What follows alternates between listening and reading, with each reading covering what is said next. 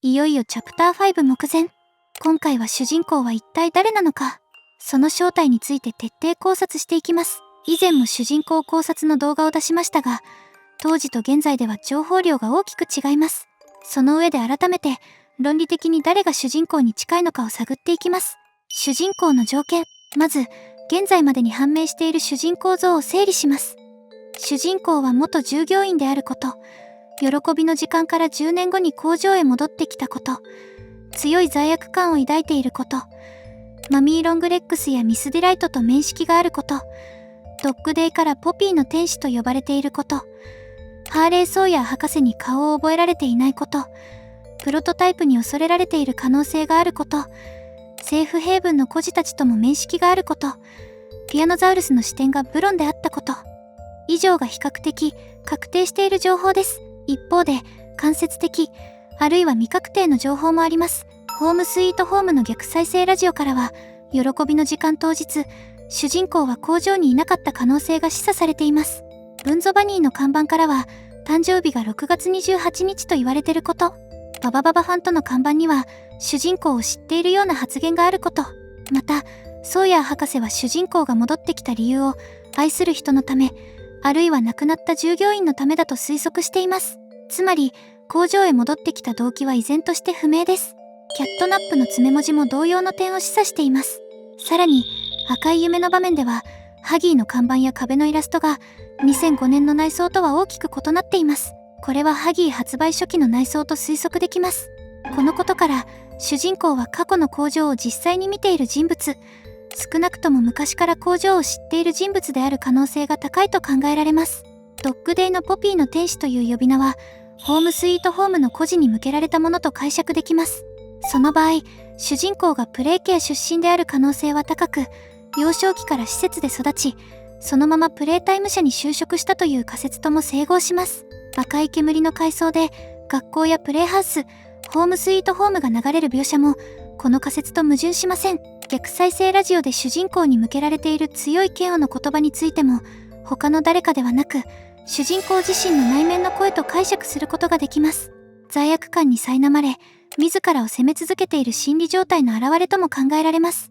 この解釈が正しければ、主人公は本当に喜びの時間当日に工場にいなかった可能性が高まります。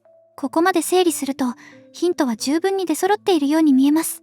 しかし、決定的に難しいのは、条件を満たす候補者が極端に少ないという点です。候補者がいないわけではありません。条件に該当し得る人物が、現時点で3名に絞られるということです。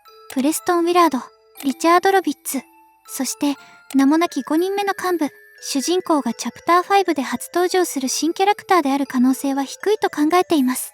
物語構造上、ここまで積み重ねられた伏線を回収するのであれば、既存人物である方が自然です。ARG 直後には、プレストンの妻や子供といった説も上がりました。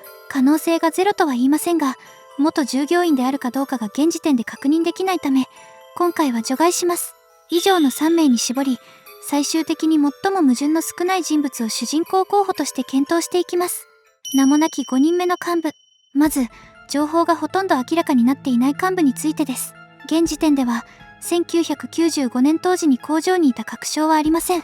オムニハンドとの関連から、ウォーデンを連想させる要素はありますが、地下深くにオフィスを構える人物が、遥か上階のゲームステーションにあるアクセスホールの滑り台を使う構造にはやや違和感があります。残されたアルファベットから仮にジョナ・ベイミーと呼んでいますが、仮に幹部クラスであれば、ソーヤー博士と面識があった可能性は高いはずです。主人公がソーヤーに認識されていない点と整合しにくいため、現段階では優先度は低いと考えています。プレストン。これまで最も支持を集めてきたのが PW ことプレストンです。しかし、ARG の閲覧禁止動画3本から、喜びの時間当日に工場にいたことが明らかになりました。さらに最終的に実験体へと変えられています。この点は主人公条件と大きく衝突します。確かに、逃走や救出の可能性を上げることはできますが、いずれも現時点では憶測の域を出ません。また、ソーヤー博士とデータ入力を行っていた描写から、両者に面識があったことは確実です。さらにプロトタイプからは恐れられるどころか、親しい友人として扱われています。罪悪感についても、プレストン固有の条件とは言い切れません。今ではほとんどの人物が罪悪感を抱えてるでしょう。以上から主人公である可能性は低いと考えます。ただし主人公と非常に近い位置にいた人物である可能性は高いです。それを示唆するのが奇妙なメモです。書き手は長らく不明でしたが、筆跡の特徴的な丸文字からプレストンである可能性が高いと考えています。奇妙なメモ、好奇心のあるものへ、劇場での事件、失踪、目撃情報、すべて本当だ。すべてがつながっている。誰も安全ではない。誰もが苦しんでいる。あるものは他のものよりも。だが、君は無力ではない。信じるなら、このメモを持って来週の同じ時間に次のものを見つけろ。信じないなら、燃やせ。誰かに話したらわかる。愚かなことはするな。ともより、このメモは閲覧禁止動画、断罪でもフラッシュバックとして映り込んでました。では、このメモは誰に向けられたものか。ステラとは直接メールでの連絡手段があったことを考えると、あえて匿名性の高い手紙を残す必要性は低いでしょう。そうであれば、第三の人物に向けられた可能性が高いと考えられます。つまり、プレストン、ステラ、そしてもう一人、喜びの時間に関与していた可能性のある第三者が存在したという仮説が浮かび上がります。リッチ、現時点で最も主人公に近いと考えているのが、リチャード・ロビッツ、通称リッチです。先ほどの奇妙なメモの受け取り人は、リッチであった可能性が高いと考えています。このメモは、フォートナイトのクリエマップで発見される資料の一つですが、同マップには20種類以上の資料が存在します。その中でもリッチに関する資料は目立つ位置づけにあります。リッチの資料を見てみましょう。プレイタイム社の陰謀パート1、エイブリーへ。倉庫の方はうまくいってるか？最後に話してからずいぶん時間が経ったな。いろいろあったせいで、まるで何年も前のことみたいに感じるよ。お前と一緒に箱の山に埋もれていた頃が懐かしい。とにかく、この手紙を送ったことは誰にも言うなよ。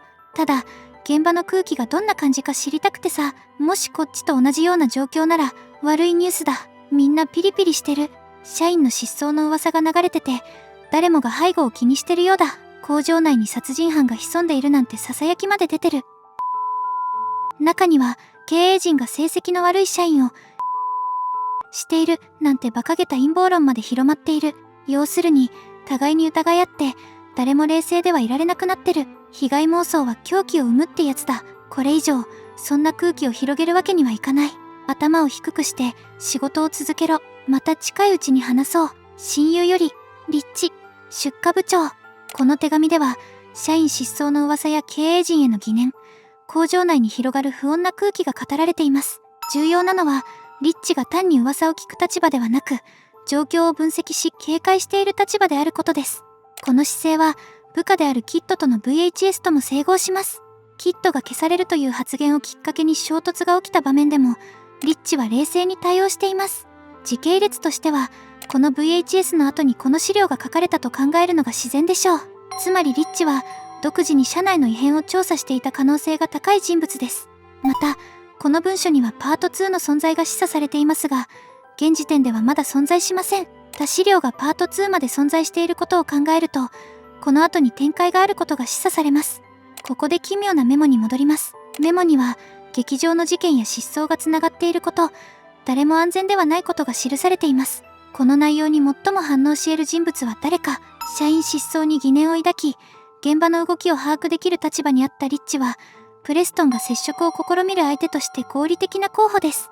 さらに、リッチには失踪するであろうフラグの立ったキッドという部下がいます。もしキッドが失踪すれば、リッチは真相を追う立場になります。その過程で、匿名性の高いメモに反応したとしても不自然ではありません。以上を踏まえると、奇妙なメモを介して、プレストンとリッチが接触していた可能性は十分に考えられます。一旦整理すると、プレストンが奇妙なメモを書いた可能性は高い。ステラが関与していた可能性もある。そして、そこに接触した第三の人物こそが主人公であるという仮説が成立します。3人が喜びの時間に関与していた可能性を前提にすると、リッチはその中で異なる立場にあったと考えられます。計画内容を把握していたとすれば、実験体となる孤児の扱いを容認していたプレストンやステラに対し、リッチが強い疑念を抱いていた可能性があります。孤児の解放や救出を優先すべきだという立場であれば、計画そのものに根本的な違和感を覚えていたはずです。だとすれば、リッチは実行側ではなく、内部で別の選択肢を模索していた人物だった可能性が浮かび上がります。ここまでを踏まえると、リッチという人物像はこれまで整理してきた主人公の条件とどの程度整合するのかが重要になります。ここでリッチと主人公像を一旦照らし合わせてみましょう。リッチと主人公の整合。まず重要なのが年齢との整合性です。過去動画でも触れましたが、リッチがプレイケア出身であった場合の時系列を整理します。1976年、プレイケア建設当時に15歳、16歳でプレイタイム社に入社。1984年、ハギーワギー発売時には23歳。赤い夢で描写される初期ハギー内装と年代が整合します。主人公が見ている過去の工場風景を実際に体験可能な年齢層に該当します。若年入社で長年社内に在籍していれば、内部事情に精通していても不自然ではありません。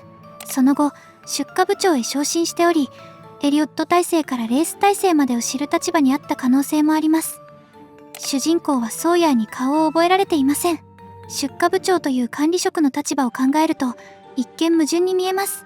しかし、ソーヤーはラボという閉鎖的な環境で研究を行っていた人物です。巨大化計画に専念しており、一般部署との接触は限定的だった可能性があります。出荷部門と研究部門の間に直接的な接点が少なかったとすれば、ソーヤーがリッチを把握していなくても大きな不自然さはありません。むしろ、部署間の断絶があったと考える方が自然です。なぜ喜びの時間当日にいなかったのか。この点だけは、現時点では断定できません。